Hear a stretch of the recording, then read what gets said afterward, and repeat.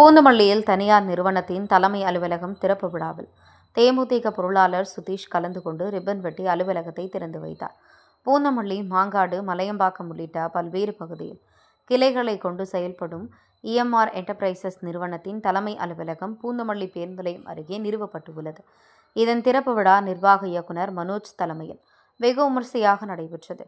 இதில் தேமுதிக பொருளாளர் எல்.கே. சுதீஷ் கலந்து கொண்டு அலுவலகத்தை ரிப்பன் வெட்டி திறந்து வைத்தார். அலுவலக திறப்பை முன்னிட்டு 1000 பேருக்கு பிரியாணி ஏற்பாடு செய்யப்பட்ட நிலையில் எல்.கே. சுதீஷ் பொதுமக்களுக்கு வழங்கினார்.